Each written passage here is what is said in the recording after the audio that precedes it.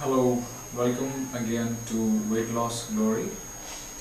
Based upon my last post where I had mentioned the root causes of people being overweight, inactivity, high GI lifestyle, and unhappiness, I have received many emails from people asking me to elaborate on the topic of glycemic index, that is GI.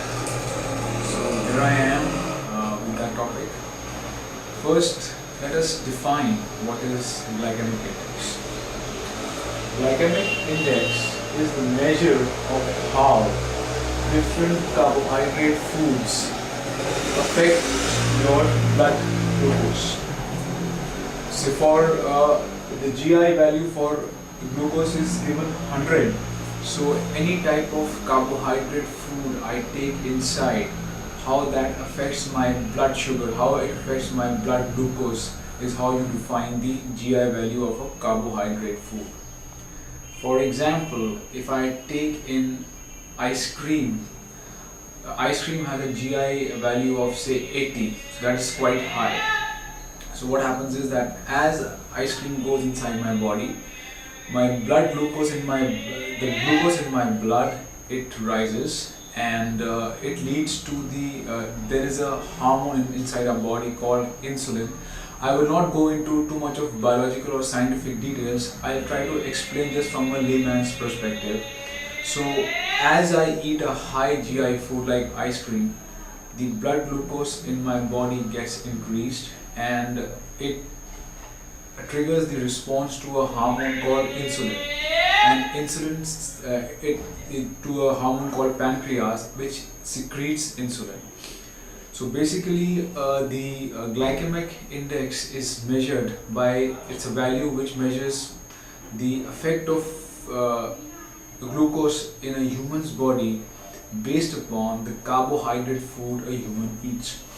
Now I have listed a table over here with a high glycemic index food, low, medium glycemic index food, and low glycemic index food. We all take the base value of glucose as 100. So a high GI value is for any food.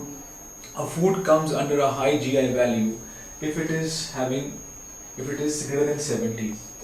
A food which is having a value of GI from 55 to 70 is in the medium GI list, and a food having a value of less than 55 GI, less than 55, comes under the low GI. So let's go through the low GI food list. All vegetables come under the low GI food list. Vegetables like cabbage, cabbage, lettuce, all green leafy vegetables. Some fruits like apple, orange, cherries, pear, they come under the low GI list. Skim milk, yogurt, egg, chicken. Then you have got your lentils, what we call the Indian dals, they all come under the low GI food list. Kidney beans, oats, an excellent source of complex carbohydrates, low GI food list. And juices made from apple, orange, cherries, all come, made from low GI fruits, also form the part of the low GI food list. And also we have got nuts, peanuts, almonds, walnuts come under the low GI list. Then we have got the medium GI food list. We have got, which forms in the range of 55 to 70. Papaya, cantaloupe, mango, kiwi, pineapple, brown rice, basmati rice, sweet potato, what we call in Hindi as shakar kandi, whole wheat, whole grain bread, then even white sugar, and juices which are made from papaya, mango, kiwi, again juices made from low GI fruits also form the part of a low GI food list. From medium GI food form the part of a medium GI food list. Then we have got high GI foods. High GI is very simple. All fast foods, ice creams, pastries. Then one fruit, dates, forms a very high GI value. Then we have got French fries, chips, white bread, even cornflakes. Cornflakes also has a high GI factor. So again, I just summarize. High GI is that any type of carbohydrate food we eat inside, the amount of glucose produced is measured by the GI factor of that. So if I will eat a fast food like potato chips, the potato chips will be having a GI say of 85. So the moment it goes in my body, the glucose is the increase of glucose is very fast, and which is not a very healthy sign. Now what to do, I mean how to what kind of, from this list you would say that you should always eat low GI food, you should not go towards medium GI. That's not the case. The rule of thumb is that, like I have here, potato comes say under the medium to high GI food list, but it's an excellent source of complex carbohydrates. It's an excellent source of energy.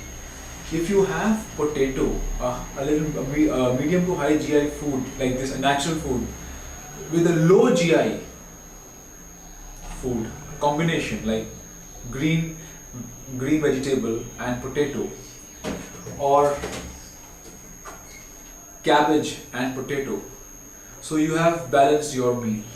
So the idea you should be that you should have always have a balanced meal where you have low GI foods mixed with medium GI foods. Now if you go to, supposing you go to a fast food restaurant and you are only having French fries with burger, you are just having a high GI food.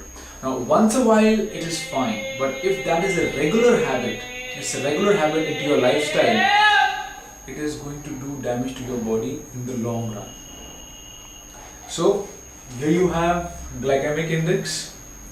You have to choose normally the type of food we have in our house, like you have a lentil, dal, you have got a green vegetable, and you have some rice with it.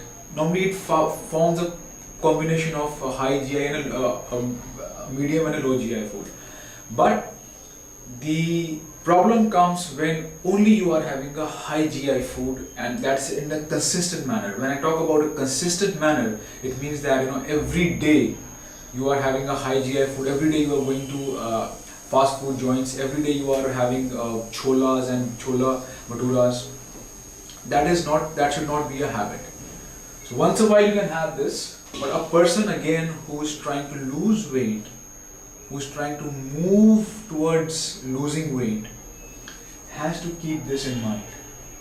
You should eat foods which are a combination of low GI to medium GI list, and I can tell you it will really work good towards your health. I have mentioned some of the meal preparations, how you prepare a meal from a low GI and a medium GI food on my website titled weightlosscook.com. Please visit that and learn how to make a meal combination of a low GI and a medium GI food.